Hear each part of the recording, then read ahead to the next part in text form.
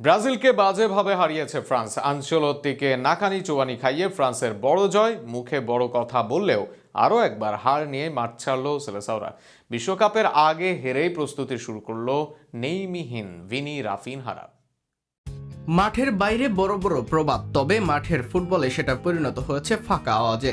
তারকায় ঠাসা আক্রমণ ভাগ নিয়ে আলাপ হয় অনেক, তবে সেই আক্রমণ ভাগ দিনের পর দিন হয়ে থাকছে আশার হয়ে।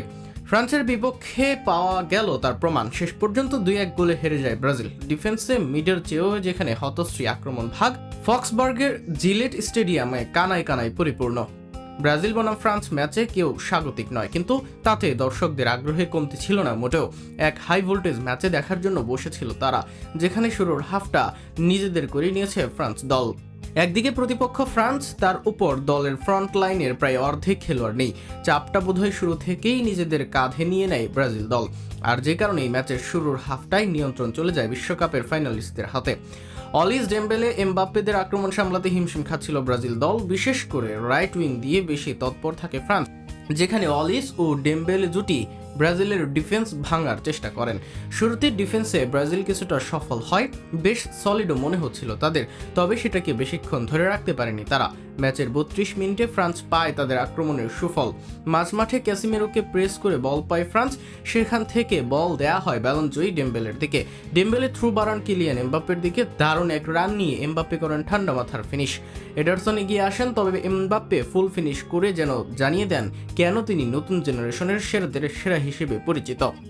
আক্রমণে প্রথমার্ধে পুরোটাই ছন্নছাড়া ছিল ব্রাজিল দল। কালে ভদ্রে সুযোগ পায় ব্রাজিল দল, তবে কাউন্টার থেকে আসা সেই সুযোগ কাজে লাগাতে পারেনি দলটি। উল্টো কুনহা, ক্যাসিমিরো ডিবক্সের বাইরে থেকে শট করে সুযোগ নষ্ট করেছেন। ড্রিবলিংয়ে অনেকটা খোলসবন্দি ছিলেন ভিনিসিয়াস।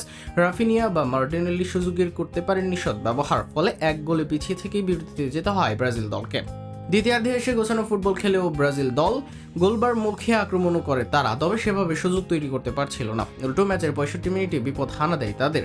ফ্রান্সের গতিশীল অ্যাটাকাররা নেন কাউন্টারের সুযোগ, আর সেখানে লিড ডাবল ওয়ান একিটেকের। আবার মাইকেল অলিসের থ্রু বল, আবারও এগিয়ে আসলেন এডারসন, ফেরাতে পারেনি বলটা।